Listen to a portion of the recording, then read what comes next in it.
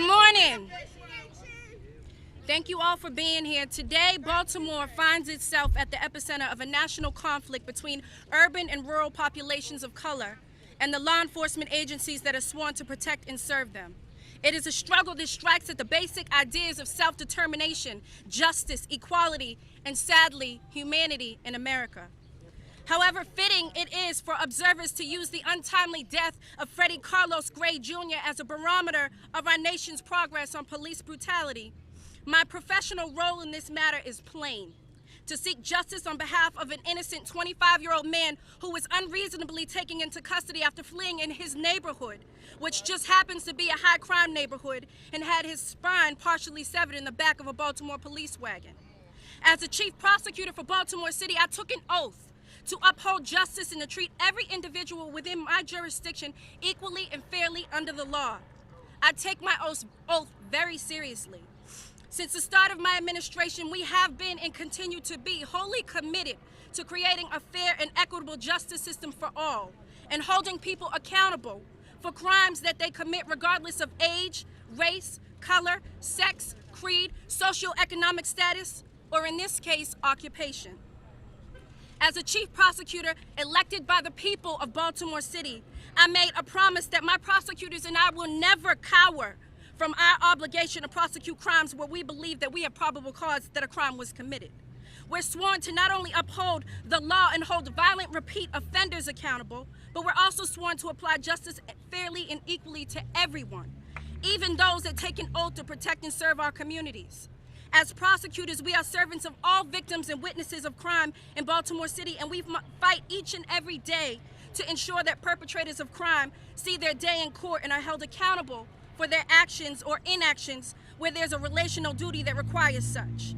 We never cowered in our battle for justice for 16-year-old Felicia Barnes, 1-year-old Carter Scott, bicyclist and loving father Thomas Palermo, or Shatia Lansdowne and the various other sexual assault survivors of Nelson Clifford. As I previously stated, the decision to prosecute 6 police officers was not and has never been an indictment on the entire Baltimore Police Department.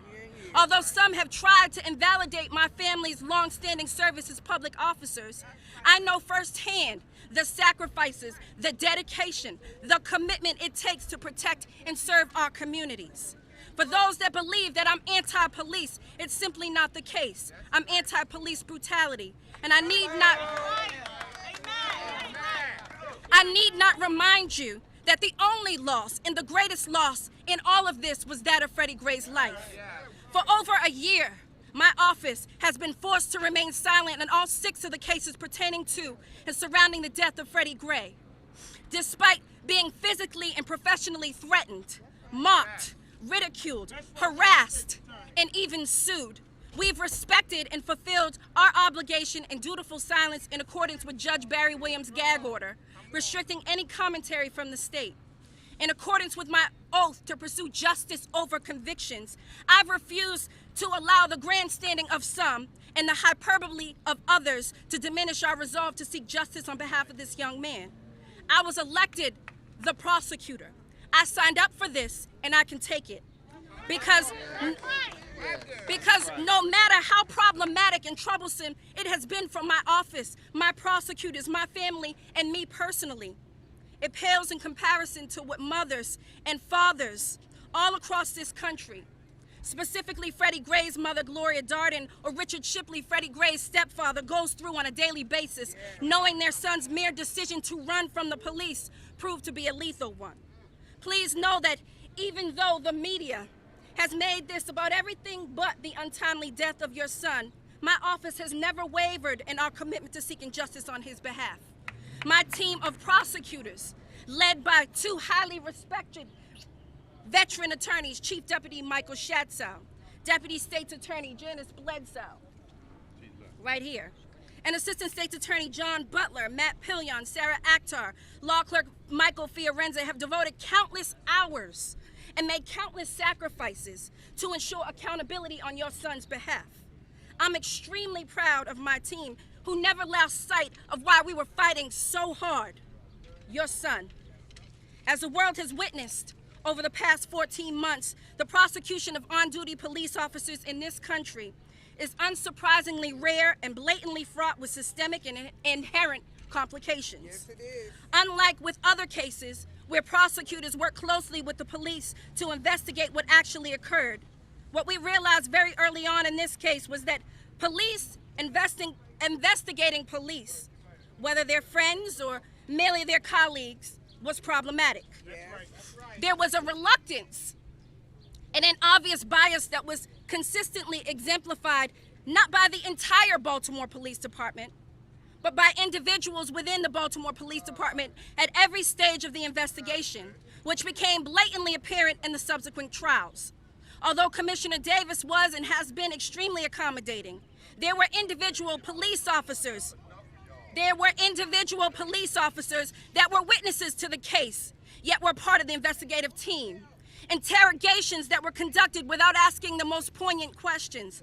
Lead detectives that were completely uncooperative and started a counter-investigation to disprove the state's case by not executing search warrants pertaining to text messages among the police officers involved in the case, creating videos to disprove the state's case without our knowledge, creating notes that were drafted after the case was launched to contradict the medical examiner's conclusion, turning these notes over to defense attorneys months prior to turning them over to the state, and yet doing it in the middle of trial. As you can see, whether investigating, interrogating, testifying, cooperating, or even complying with the state, we've all bore witness to an inherent bias that is a direct result of when police police themselves. And despite the challenges of not having an independent investigatory agency to work with us throughout this prosecution, we still are grateful for the opportunity to show the world the reality of the justice system from start to finish. At every step of the way, due process was afforded all of these officers, and the legitimacy of our prosecution efforts were affirmed time and time again. They were affirmed when the court commissioner signed off on the charges that we filed. They were yet again affirmed when we presented our case before a grand jury and secured indictments against all 6 officers in every charge that we presented to them. Our legal arguments, theories, strategies were affirmed not only in 135 motions in which we successfully overcame, but also in the state's highest court, where we battled and ultimately prevailed in compelling the officers to testify against each other. The legitimacy of these charges were even affirmed by the judge after he rejected 13 motions for dismissal and denied 22 motions for judgment of acquittal throughout all 4 trials. As prosecutors, we are ministers of justice, and it is our ethical obligation to always seek justice over convictions. As prosecutors, we do not determine guilt or innocence of individuals, but rather present evidence to a judge or a jury to make that determination. In these cases, my prosecutors presented a great deal of evidence to support the charges alleged. And although we came close to convicting one of the officers when his case was tried before 12 Baltimore City residents, the judge, who is within his right, has made it clear that he doesn't agree with the state's theory of the case and does not believe that any of the actions or inactions of these officers rise to the level of criminality. The judge has acquitted 3 of these officers, one of the arresting officers, the wagon driver, the highest ranking police officer in these matters. In light of these consistent outcomes, the likelihood of the remaining defendant's decision to elect a bench trial with this very same judge is highly probable, and unfortunately, so is the outcome. You did the right thing. And while to this day we stand by the decisions, the legal theories, the charges, and assertions set forth in the statement of probable cause and during these proceedings, as officers of the court, we must respect the verdicts rendered by the judge regarding the ultimate culpability of the adjudicated officers involving Freddie Gray's death as final, no matter how much we may disagree with his rulings. We do not believe that Freddie Gray killed himself. We stand by the medical examiner's determination that Freddie Gray's death was a homicide.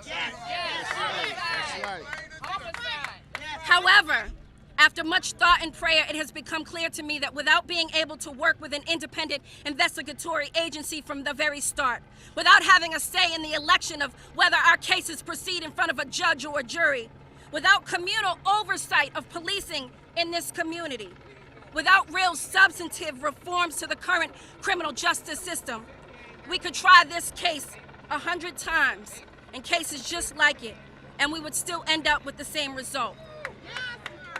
Accordingly, I have decided not to proceed on the cases against Officer Garrett, Sergeant Alicia White, or to relitigate the case against William Porter. As a mother, the decision not to proceed on these trials, on the remaining trials, is agonizing. However, as a chief prosecutor elected by the citizens of Baltimore, I must consider the dismal likelihood of conviction at this point, the judicial economy in proceeding further, and the divisive impact that continuing this prosecution could potentially have on our community. What I've ultimately learned throughout this arduous process is that although no small task, justice is always worth the price paid for its pursuit. You see, in spite of the fact that the verdicts didn't go in our favor, there have been many gains throughout this journey to ensure that what happened to Freddie Gray never happens to another person that comes into contact with police, justifiably or unjustifiably again. Never again should there be a question as to why someone is being stopped, detained, or arrested due to the fact that there will now soon be full implementation of body-worn cameras on all officers. Never again should someone be placed unsecured and defenseless in a metal wagon head first, feet shackled and handcuffed. Due to the fact that officers are now required to secure and seatbelt all prisoners. Never again should there be a need to rely on circumstantial evidence to observe what takes place inside police wagons due to the fact that cameras are now equipped in every one of them.